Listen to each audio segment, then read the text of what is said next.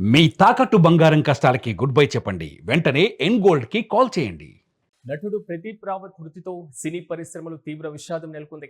80లో ఐత్బార్ సినిమాలో సినీ పరిశ్రమలోకి ఆయన ఎంట్రీ ఇవ్వడం, 2001లో ఆస్కార్ అవార్డు కూడా నామినేట్ అయినటువంటి చారిత్రాత్మకమైనటువంటి చిత్రం లగాన్లో కూడా ఆయన నటించారు. అయితే మాజీ సైనికుడిగా ఆల్రౌండర్ క్రికెటర్గా మారే ఇక దేవసింగ్ సోది పాత్రను కూడా పోషించి మెప్పించారు రావత్. ఇక ఐకానిక్ విలన్ పాత్రలు పోషించి ప్రేక్షకుల గుండెల్లో ఒక చెరగని ముద్ర వేశారు రావత్.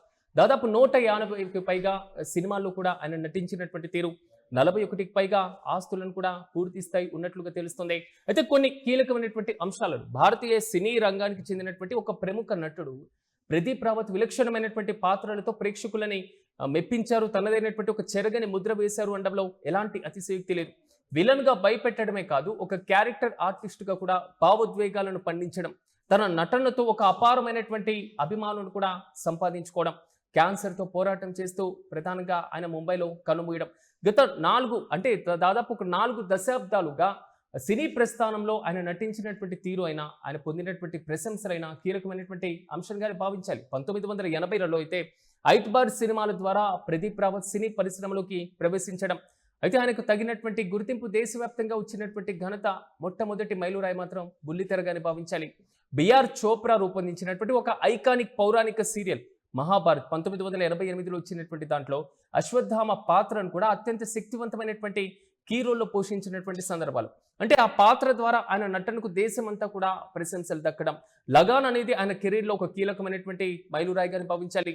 ప్రదీప్ రావత్ కెరీర్లోనే అత్యంత కీలకమైనటువంటి మలుపు 2001లో వచ్చినటువంటి లగాన్ సినిమా.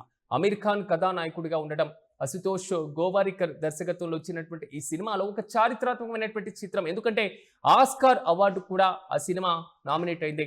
ఇందులో ఆయన మాజీ సైనికుడిగా, అత్యంత కోపిష్టిగా, ఒక ఆల్రౌండర్ క్రికెట్గా దేవసింగ్ సోది పాత్రలో కూడా ఆయన కీలకమైనటువంటి నటన కనిపించారు. అంటే విలన్ పాత్రలకే పరిమితమైన కాలేదు, ప్రధానమైనటువంటి అన్ని పాత్రల్లో మెప్పించగలను, సో ప్రేక్షకులను నేను పూర్తి స్థాయిలో ఆకట్టుకోగలను అనేది మాత్రం ఆయన సినిమాలతో ఆయన నిరూపించారు. కానీ కీలకమైనటువంటి అంశం, ఆయన లేని లోటు మాత్రం సినీ పరిశ్రమలో ఒక చాలా వరకు ఎవరు పూడ్చలేని లోటు అంటూ కూడా చాలా మంది భావోద్వేగానికి గురవుతున్నటువంటి సందర్భాలు మనం చూస్తున్నాం. ఇక ఇదే అంశంపై మరింత సమాచారం మా ఫిలిం కరెస్పాండెంట్ రవీంద్ర అందిస్తారు. రవీంద్ర, చెప్పండి, రావత్ మృతి మాత్రం సినీ పరిశ్రమకు కీలకమైనటువంటి లోటుగానే భావించాలి. టాలీవుడ్లో కూడా ఆయన పరిచయం అవడం, ఆయన పోషించినటువంటి పాత్రలు ఆస్కార్ వరకు వెళ్ళినటువంటి సినిమాకు సంబంధించినటువంటి అంశం ఎలా చూడొచ్చు అంటారు? పూర్తి అప్డేట్స్ ఏంటి? హిందీలోనే కాకుండా తెలుగులో కూడా అపారమైన గుర్తింపు ఉన్న నటుడిగా ప్రదీప్ రావత్ కు చాలా మంచి ఫాలోయింగ్ ఉంది. ఒక విలన్ గానే కాకుండా క్యారెక్టర్ ఆర్టిస్ట్ గా, కొన్నిసార్లు కమెడియన్ గా, సపోర్టింగ్ ఆర్టిస్ట్ గా ఎన్నో మంచి పాత్రలు దక్కించుకొని వాటిని నిలబెట్టడంలో ప్రదీప్ రావత్ పోషించిన పాత్ర అసామాన్యమని చెప్పాలి. ఆయన ప్రొఫైల్ మనం ఒకసారి చూసుకుంటే కనుక 1985లో ఐత్బార్ సినిమాతో ఆయన మొట్టమొదటిసారిగా తెరంగేట్రం చేయడం జరిగింది. దాదాపుగా 3-4 సంవత్సరాల పాటు పెద్దగా గుర్తింపు లేని పాత్రలు, కేవలం కొన్ని నిమిషాలు మాత్రమే కనిపించే క్యారెక్టర్లతో ప్రదీప్ రావత్ నెట్టుకుంటూ వచ్చారు. అయితే 1990లో అగ్నిపత్, అమితాబ్ బచ్చన్ అగ్నిపత్ సినిమాలో హీరో బాడీ గార్డ్ గా ఆయన పోషించిన పాత్ర, క్యారెక్టర్ ఏదైతే ఉందో అది మంచి గుర్తింపు అయితే తెచ్చింది. అప్పటి నుంచే ప్రదీప్ రావత్ అనే ఒక ఆర్టిస్ట్ ఉన్నాడు అనేది బాలీవుడ్ వర్గాలకు తెలిసింది. తర్వాత బాగీ నుంచి అమీర్ ఖాన్ తో స్నేహం అనేది ప్రదీప్ రావత్ కు మొదలైంది. సో బాగీతో మొదలుపెట్టి దాదాపుగా అమీర్ ఖాన్ సినిమాల్లో ఆయన కనిపించడం అనేది తరచుగా ఉండేది. సర్ఫరోష్ లో సుల్తాన్ గా చేసిన క్యారెక్టర్ అనేది ఇంకొంచెం ఎక్కువ రికగ్నిషన్ తెచ్చింది. కన్నిటికన్నా పెద్ద బ్రేక్ గా మనం చెప్పుకోవాల్సింది 2001లో వచ్చిన లగాన్ సినిమా. సో లగాన్ లో ఆయన పోషించిన ఎక్స్ ఆర్మీ మ్యాన్ గా, ఆల్రౌండర్ క్రికెటర్ గా నటించిన దేవాసింగ్ సోది పాత్ర ఏదైతే ఉందో అది చాలా ఐకానిక్ గా నిలిచిపోయింది. అక్కడి నుంచి ఆయన వెనుదిరిగి చూసుకోవాల్సిన అవసరం అయితే పడలేదు. అయితే వీటన్నిటికన్నా పెద్ద మలుపు రాజమౌళితో పరిచయం, సై సినిమాతో ఏదైతే జరిగిందో భిక్షు యాదవ్ క్యారెక్టర్ లో. ఎందుకంటే కేవలం ఆయన ఫేస్ కట్ చూసినా, లేదో ఆయన యాక్టింగ్ చేసేటువంటి తీరు చూసినా విలన్ పాత్రలకు బాగా సెట్ అయిపోతారు, ఈయన కేవలం విలన్ పాత్రలు మాత్రమే చేస్తారు అనేటువంటి ఒక రకమైనటువంటి ఒపీనియన్ చాలా మందిలో వస్తూ ఉంటుంది. కానీ భిక్షు యాదవ్ ద్వారా ఆయన ఒక రకమైనటువంటి కామెడీ రోల్ పోషించేటువంటి తీరులో కూడా నేను ఆకట్టుకోగలను అని చెప్పేటువంటి తీరు ఒకటి ఉంది. అసలు ఈ కోణంలో ఎలా చూడొచ్చు అంటారు? మనకు ప్రదీప్ రావత్ 2004లో సైతో పరిచయం అయినప్పుడు భిక్షు యాదవ్ గా ఆయన నిజంగా భయపెట్టేశారు. అందులో నితిన్ హీరో అయినప్పటికీ కూడా విలన్ గా భిక్షు యాదవ్ క్యారెక్టర్ లో ముక్కు పుడక పెట్టుకొని రగ్బీ గేమ్ లో ఆయన చూపించిన విలనిజం అనేది ఆయనకు ఫిల్మ్ఫేర్ అవార్డుతో పాటు నంది అవార్డు తీసుకొచ్చింది. అంటే ఇతర భాష నుంచి వచ్చి తొలి సినిమాతోనే ఇన్ని అవార్డులు దక్కించుకోవడం అనేది ప్రదీప్ రావత్ విషయంలోనే జరిగింది.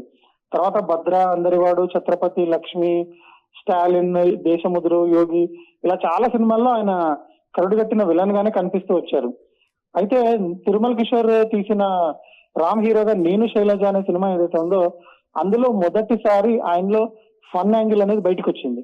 అంటే ప్రదీప్ రావత్ నవ్వించగలరు, తమాషాలు కూడా చేయగలరు అనే ఒక కొత్త కోణాన్ని బయటికి తీయడం అనేది నేను శైలజలో సాధ్యమైంది.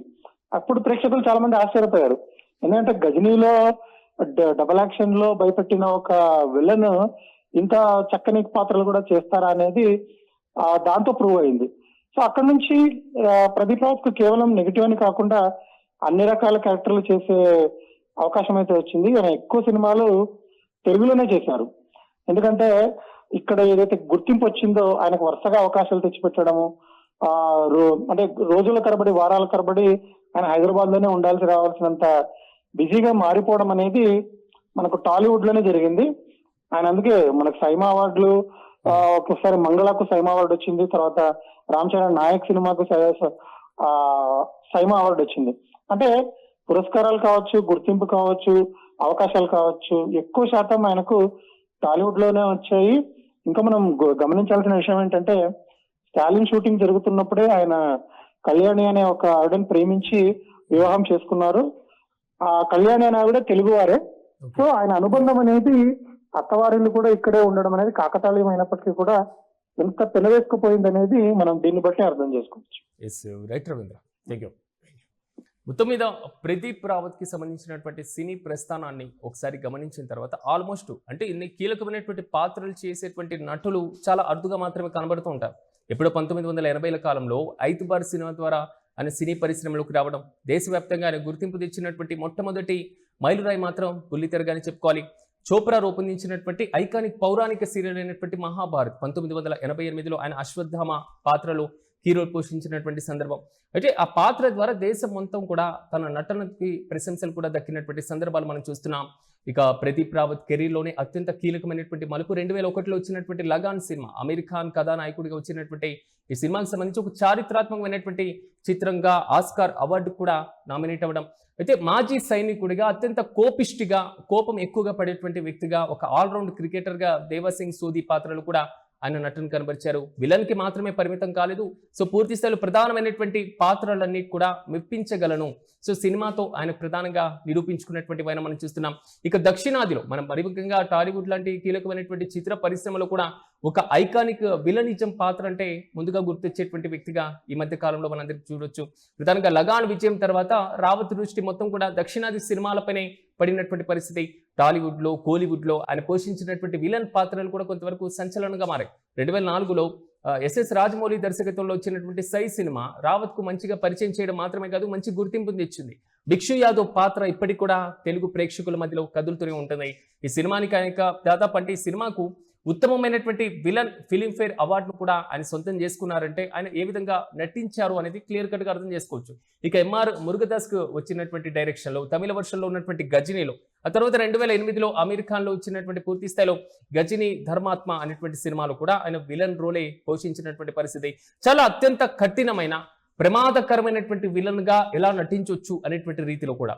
ఇక తెలుగులో అయితే భద్ర, స్టాలిన్, ఛత్రపతి, సరైనోడు, నేనే రాజు నేనే మంత్రి, వాల్తేరు వీరయ్య ఇలా ఎన్నో సూపర్ హిట్ సినిమాల్లో కూడా ఆయన విలన్ గా, క్యారెక్టర్ ఆర్టిస్ట్ గా కూడా కీలకమైనటువంటి రోల్ పోషించారు. హిందీ, తెలుగు, తమిళం, మలయాళం, కన్నడ, బెంగాలీ, భోజ్పూర్, నేపాలి ఇలా దాదాపు 150కి పైగా సినిమాల్లో చాలా కీలకమైనటువంటి లాంగ్వేజెస్ లో కూడా ఒక బహుముఖ నటుడిగా ప్రశంసలు పొందినటువంటి సందర్భాన్ని మనం చూస్తున్నాం.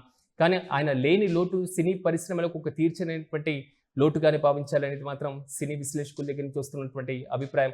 దాదాపు వివిధ ప్రాంతాల్లో 41కి పైగా స్థిరాస్తులను సంపాదించుకున్నటువంటి ఆయన ఈరోజు ఒక కీలకమైనటువంటి నటుడిగా మాత్రమే కాదు, భయంకరమైనటువంటి విలన్గా విభిన్నమైనటువంటి పాత్రలు పోషించేటువంటి గొప్ప నటుడిగా ఉన్నారు. ఆయన మృతి భారతీయ సినీ పరిశ్రమకు తీరనటువంటి లోటుగానే భావించాలి.